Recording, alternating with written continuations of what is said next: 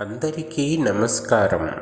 శంకరుడు భక్త వశంకరుడు అనే అంశాన్ని గురించి వివరించుకుందాం.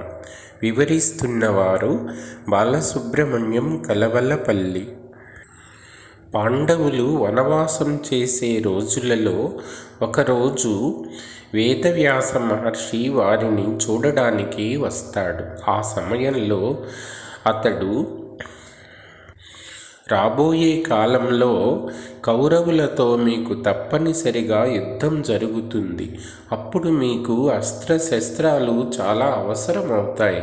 ఇప్పుడున్న మీ బలం చాలదు. అందుకోసం అర్జునుని ఇంద్రకీలాద్రికి పంపించి తపస్సు చేత శివుని మెప్పిస్తే ఆ స్వామి వల్ల పాశుపతాస్త్రం లభిస్తే మీకు విజయం తప్పనిసరిగా లభిస్తుంది అని సలహా చెప్తాడు. అప్పుడు అర్జునుడు పాండవులందరి అనుమతితో అన్నయ్య ధర్మరాజు ఆశీస్సులతో తపస్సు చేయడానికి ఇంద్రకీలాద్రికి బయలుదేరుతాడు. ముందుగా తన తండ్రి అయిన దేవేంద్రుని మెప్పించి ఆయన సాక్షాత్కారము సలహా పొంది పరమేశ్వరుని గురించి నియమ నిష్ఠలతో పట్టుదలగా తపస్సు చేస్తూ ఉంటాడు అర్జునుడు. ఇలా ఉండగా ఒకరోజు అర్జునుడు ప్రాతకాల పూజ కోసం అడవి జాతి చెట్ల పూలను సేకరించుకోవడం కోసం అడవిలో తిరుగుతూ ఉంటాడు. అదే సమయంలో ఒకవైపు నుండి వేటకుక్కల ధ్వని వినిపిస్తుంది. తాను ఆ అడవికి వచ్చి అంతకాలం అయినప్పటికీ ఒక్క వేటగాడు కూడా వేట కోసం అటువైపు రాలేదు. కానీ ఇవాళ ఎవరో వేటగాడు ఇటువైపు వస్తున్నాడు అని ఆశ్చర్యపడ్డాడు అర్జునుడు. కుక్కల భౌభౌ ధ్వనులు అంతకంతకు అర్జునుని సమీపిస్తున్నాయి. చూస్తూ ఉండగానే సింహాల కన్నా, చిరుత పులుల కన్నా, పెద్ద పులుల కన్నా బలిష్టంగా ఉన్న భయంకరమైన సారమేయముల గుంపు ఒకటి అర్జునుని కంటపడింది. దానిని బంగారు గొలుసుల చేత పట్టుకొన్న భయంకరాకారులు కొందరు ఆ కుక్కల వెంట ఉన్నారు. వారి అరుపులతో, కుక్కల ధ్వనులతో ఆ అరణ్య ప్రాంతమంతా ప్రశాంతతను కోల్పోయింది. అడవిలోని జంతువులన్నీ బెదిరి నలువైపులకు పారిపోవడం మొదలుపెట్టాయి. మృగయా కుశలములైన అలాంటి కుక్కలను అర్జునుడెప్పుడూ చూసి ఉండలేదు. అవి చూడ్డానికి ఎంత భయంకరంగా ఉన్నా ఒక విధమైన ఆకర్షణ వాటిలో కనిపిస్తుంది. ఆహా, ఇంత మేలైన వేట కుక్కలను కలిగిన ఆ మేటి వేటగాడెవ్వరో కదా అని ఎంతో ఆశ్చర్యపడ్డాడు అర్జునుడు. చేస్తున్న పనిని వదిలిపెట్టి వాటివైపే చూస్తూ నిలుచుండిపోయాడు అర్జునుడు. అంతలో హెచ్చుతగ్గులైన ఎర్రని జడల కిరీటమునకు ఒక పూలబంతిని చుట్టుకొని నొసటియందు ఎర్రని తిలకాన్ని ధరించి మెడలోనూ చేతులకు గురిగింజ పూసల హారాలు చుట్టుకొని చేతిలో బలమైన ధనుర్బాణాలు ధరించి సమున్నత శరీరుడైన కిరాతుడొకడు అక్కడికి వచ్చాడు. అతని వెంట చెంచత ఒకర్తుక వచ్చింది. ఆమె ఆటవిక వేషంలో ఉన్నా కూడా అనిర్వచనీయమైన తేజో విరాజమానమై ఉన్నది. అదే సమయంలో నల్ల శరీరము, భయంకరమైన దంష్ట్రలు, వజ్రాయుధంతో సమానమైన మొట్టె, వికసించిన నల్లని కలువరేకుల కాంతిగల చెవులు, ఎర్రని గుండ్రనైన కన్నులు కలిగి కర్ణ కఠోరంగా గుర్జర ధ్వని చేస్తూ ఒక భయంకరమైన పెద్ద అడవి పంది అర్జునునికి ఆ కిరాతునికి మధ్యలో పరిగెడడం మొదలుపెట్టింది. అది తన బలమైన ముట్టెతో గొప్ప గొప్ప పుట్టలను త్రవ్వి నేలపాలు చేస్తూ ఉన్నది. చెట్లను తన కోరల అంచులతో చీల్చి చాపకట్టుగా పడవేస్తూ ఉన్నది.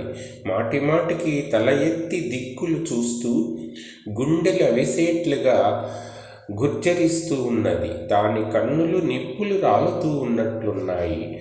అది పారిపోతూ ఉంటే దాని గిట్టల దెబ్బకు రాళ్ళు బంతుల్లాగా ఎగిరి అవతల పడుతున్నాయి. ఆ అడవి పందిని చూసి ఆ కిరాతుడు వెంటనే తన భయంకరమైన ధనస్సును ఎత్తి తీవ్రమైన బాణమును సంధించి దానిపై వదిలాడు.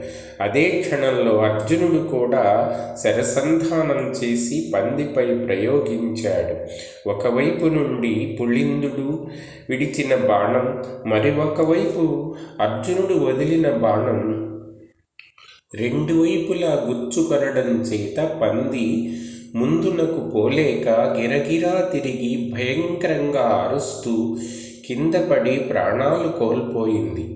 ఆ వెంటనే అర్జునుడు ఒక వంక నుండి, కిరాతుడు ఇంకొక వంక నుండి వచ్చి పందికి అటూ ఇటూ నిలబడి పరస్పరం తీక్ష్ణమైన చూపులతో చూసుకున్నారు. మీసములు దువ్వుకున్నారు. కిరాతుడు తన ధనువును నేల మీద నిలబెట్టి దానిపైన అరచేతులు మోపి వయ్యారంగా నిలబడి ఎదుట ఉన్న అర్జునుని చూసి మేఘం గర్జించినట్లు, ఎవడవోయి నీవు? ఈ ఇంద్రకీలక పర్వత అరణ్యానికి ప్రభువైన నేను కొట్టిన పంది మీదనే బాణప్రయోగం చేస్తావా?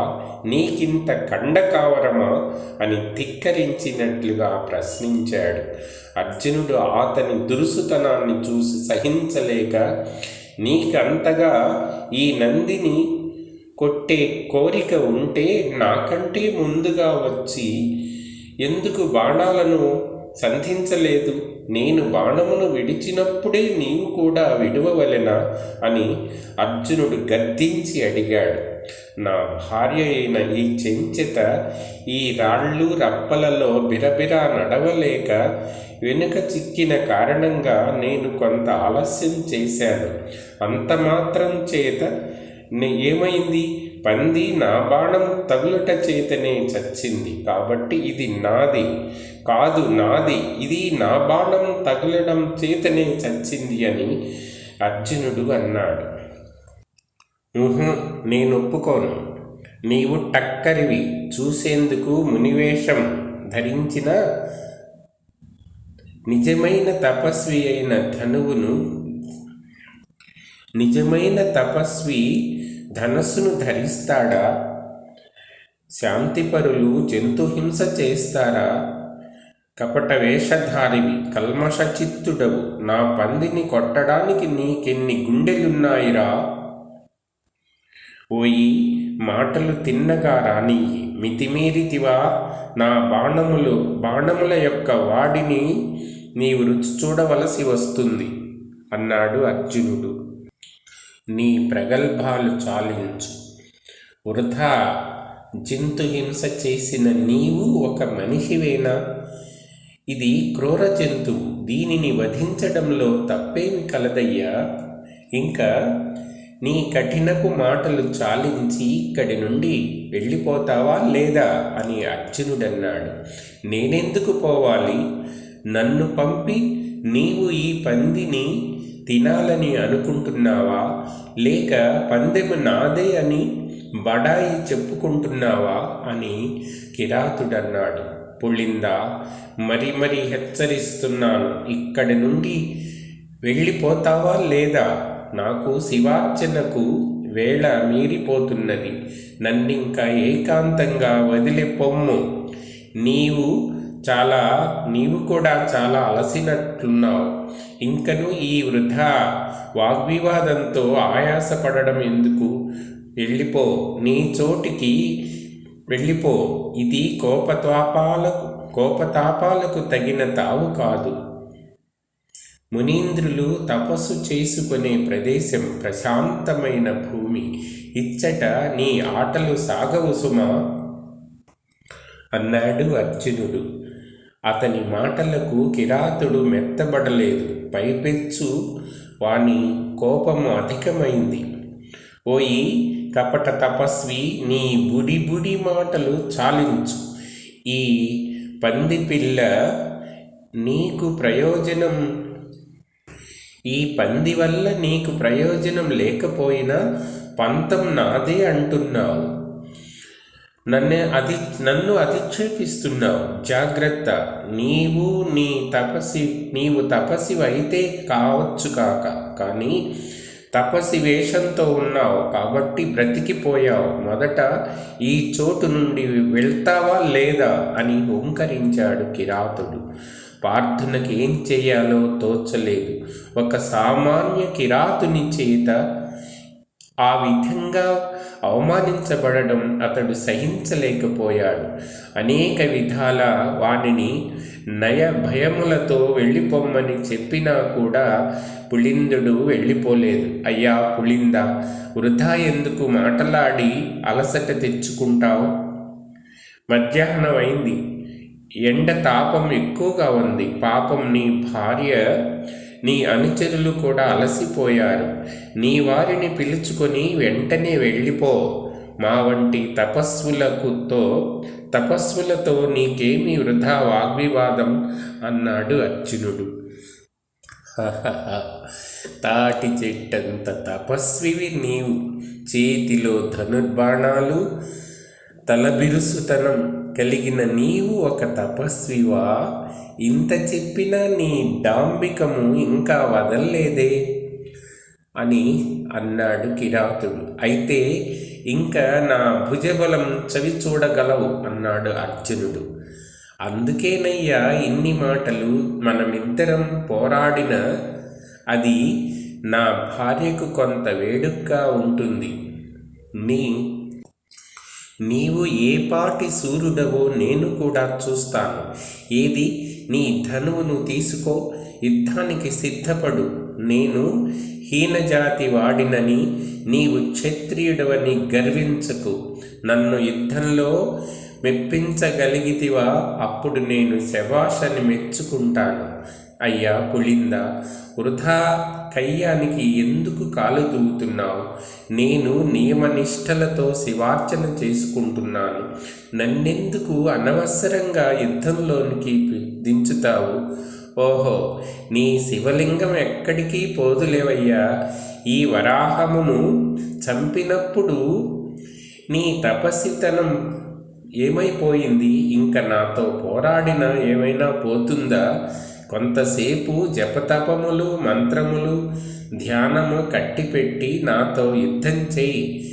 నీ బాహు పరాక్రమం చూడాలని నాకు కోరికగా ఉంది. నా భార్య కూడా కుతూహలపడుతూ ఉన్నది అని అన్నాడు కిరాతుడు.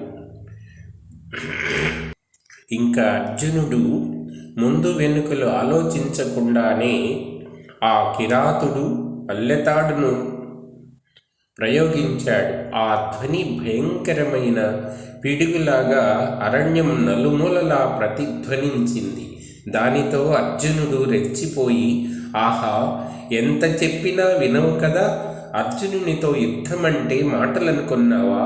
నీ భార్య ఎదుట ప్రగల్భాలాడుతున్నావు. ఇదిగో కాచుకొమ్ము అని గాంధీవంతో తీవ్రమైన బాణాలు 4 తొడిగి ఆ పులిందుని మీద ప్రయోగించాడు. కానీ ఆ 4 బాణాలను కిరాతుడు దారిలోనే లీలా మాత్రంగా ఖండించి వేశాడు.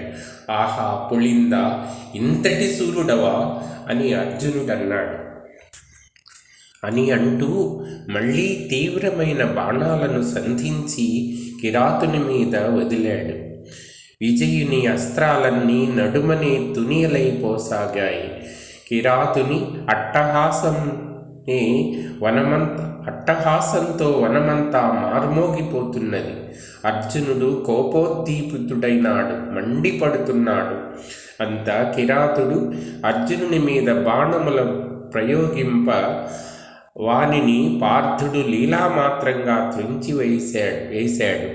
ఇలా కిరాతార్జునులు ఒండరులు మీద బాణాలను ప్రయోగించుకుంటూ ఒకరి బాణాలను ఇంకొకరు తుత్తునియలు చేస్తూ కొంతసేపు చూసేవాళ్లకు ఆశ్చర్యం కలిగేట్లుగా యుద్ధం చేశారు. వారు ప్రయోగిస్తూ ఉన్న బాణాలు ఆకాశంలో దట్టంగా వ్యాపించడం చేత సూర్యుడు మరుగున పడి అడవిలో మిట్ట మధ్యాహ్నమే గాఢాంధకారం వ్యాపించినట్లుగా ఉన్నది.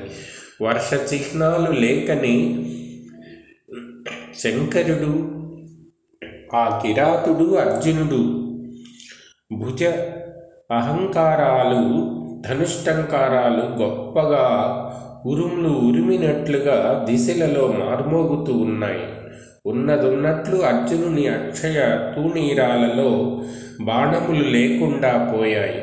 అదంతా ఈశ్వర మాయ అని, వచ్చినవాడు కిరాత వేషధారి అయిన శంకరుడు అని, చెంచత ఉమాదేవి, వేటకుక్కలు, 4 వేదాలు, పరివారమంతా ప్రమథగణము, ఆ సంగతులేవి పాపము అర్జునునకు తెలియవు.